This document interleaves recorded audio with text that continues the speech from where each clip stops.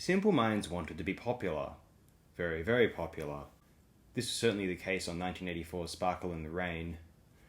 Their first two studio albums, Life in a Day and Reel to Reel, were fairly enthused yet somewhat predictable entries of the post-punk scene of 1979. Given that they were released in 1979, one must praise them for some degree of originality. In fact, Jim Kerr claims that Life in a Day was recorded with the intention of sounding like, though they hadn't heard it yet, Joy Division's Unnamed Pleasures.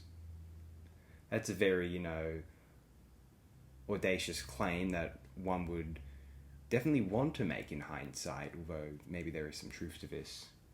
I happen to like Life in a Day and Reel, especially Reel to Reel, quite a bit.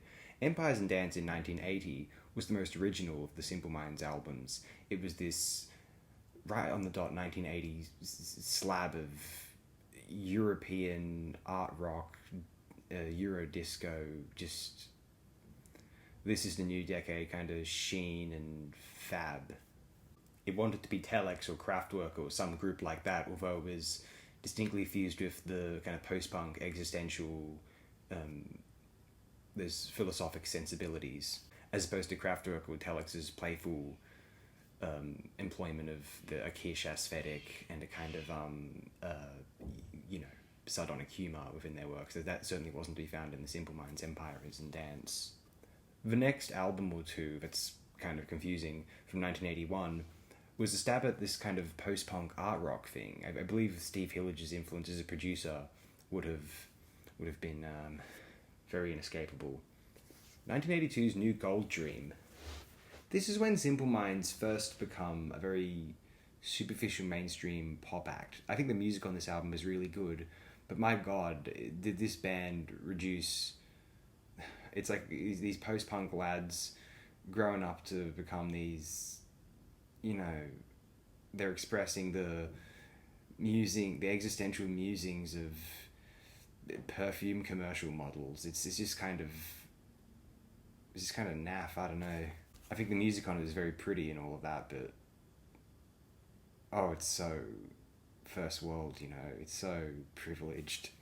There's a certain humorless gloss to New Gold Dream, which infers, a sort of privileged material decadence, which has to presuppose all of this. So there's just something so off about the listening experience of New Gold Dream, as fun as it is. The songs are very catchy, and they made privileged songs for privileged people, and everyone wanted kind of in on it, that kind of very happy, bouncy, dancey lifestyle. Everyone wants in on that because it seems so euphoric and fun, even though you're not listening to the lyrics and it's kind of existential and gloomy and broody. Something like Promised You a Miracle, it's dancey as hell, but it's about someone being an inadequate soul.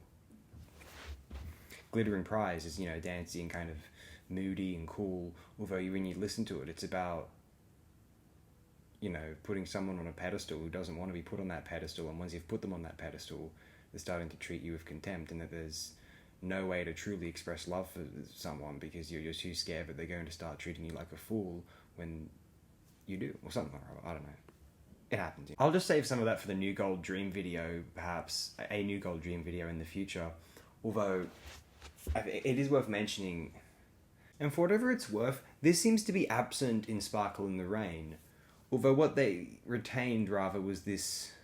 They'd attained popularity via New Gold Dream. And I think rather than wallow in the first world depressions of the New Gold Dream lifestyle, they figured, let's embrace the populism. Let's bring the positive energy that we're receiving back to the audience. And what we have is the kind of... perhaps some might claim facetious populism of Sparkle in the Rain, wherein one of the richest bands in the world is, trying to, just act like they're a local, let's get into it sort of pub band, except in they're a massive stadium. And Sparkle in the Rain is very dependent on this big, sort of enormous live sound, except played in a studio. It's like, so these songs are perfected in a studio so that they might be played in a very anthemic context. It's very, very deliberate. I think they wanted this album to be almost a series of anthems, or rather just one big, compact anthem for that generation of rock and pop music listeners, and those who want to hear live music, the populist masses who just love music and want to feel something via music. Something. Sparkle in the Rain was meant to be blasted loudly, proudly.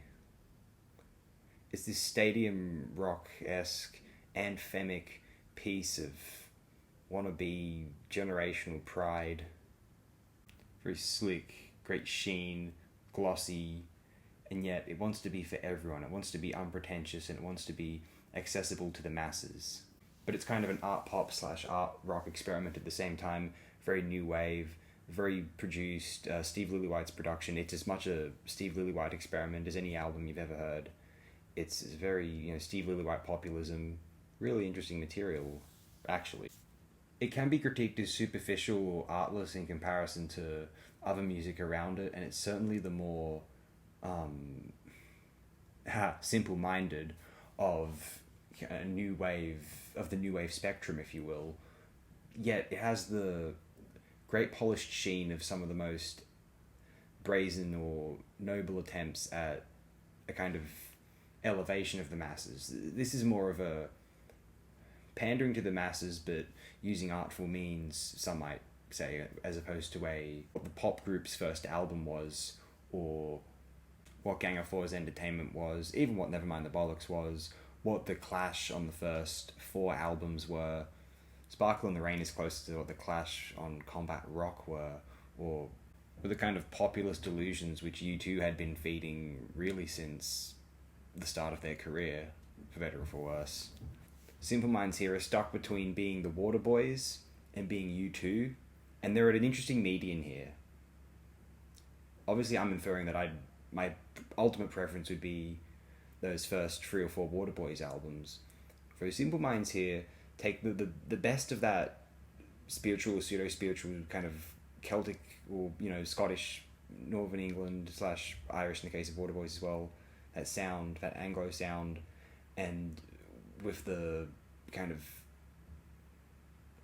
populist, really superficial, slick production to the point of, rich spirituality to the point of being corporate but not realizing it, if you two, and of which Simple Minds encapsulated from the 1985 album onward, with the sessions of that 85 album, Once Upon a Time, releasing their most famous song, a song they didn't write, a song which Sting and Billy Idol rejected and that they took up for that terrible Breakfast Club movie, I Don't Like John Hughes, Don't You Forget About Me. Well, if it were up to me, I would forget about that song. And I can. Let me go through the track list of Sparkle in the Rain. We'll see that I don't know what the arrangement of the original Don't You Forget About Me was, but they essentially just, deliberately or not, pillaged one of the tracks from Sparkle in the Rain for the arrangement of Don't You Forget About Me. Well, they kind of did. It feels like they did. It reminds me so much of a better version of Don't You Forget About Me, the arrangement. Let's go through this, shall we, now? Here we go. Up on the Catwalk is pretty good. It's really nice at the end, Up on the catwalk, up on the catwalk. Easy to get lost in that, I find, even if it's just very kind of, simply absorbing kind of pop, Book of Brilliant Things is pretty great. Almost amazing, but it is also of a 1985 song. This is the song which I think they took the arrangement of for their take on the Don't You Forget About Me track. Especially in the verses. Listen to the verses of both songs. They do sound similar, I feel. And especially on this album's evidence of how it is easy to get lost in this album's pretensions. Jim Kerr's convictions, the big drum sound, the loud bass, the keyboard melodies, and the guitar chimes. It's a tremendous production sound, very absorbing in the moment, though maybe afterward you feel as though it was so, I don't know, way too focused on being hooky and kind of somewhat superficial. I'm not sure, though. Speed Your Love to me could be better. I can get lost in it, the production, the vocals, the keys, the pounding drum sound, and I will say, because here's the thing, Australia loved this kind of music in the 80s, too much, except ours is, in my opinion, to my ears, kind of terrible, sorry, but I can't stand In Excess. I don't like most of what the Church put out in the 80s. I kind of like their 90s work, actually. I do like their 90s work, actually. I prefer Ice House when they were Flowers. I prefer Midnight Oil on 10 to 1 on Diesel and Dust. Although I appreciate definitely the politics of Midnight Oil thoroughly, though I guess Peter Garrett, when he was actually in that particular Kevin Rudd era of the Labour Party, I'm not even going to go there. That's not for this video. Yeah. But this is that music, but it's the best kind of that music. It's music that my I remember hearing my dad listen to, except I like it, except it's good, and I can actually get into it, and I feel it, and I love it, and I can say, oh, finally, I can get into this cliche stuff and just feel it, that real, yes, that you go to my head bit at the end, that's lovely, honestly. Oh, Waterfront. It's so amusing. I think of it when I'm standing in the rain. If I find myself standing in the rain for work sometimes, very rainy. It's a very rainy, very, very rainy country album. It's an album it's written by people who lived in a rainy environment. A very English sort of rainy environment. Very moody, wet and somber, melancholic and hopeful for a sunnier day, one other day. Such a cliche, likeable 80s arena rock anthem. Hilarious. It could be a brilliant Mr. Show parody.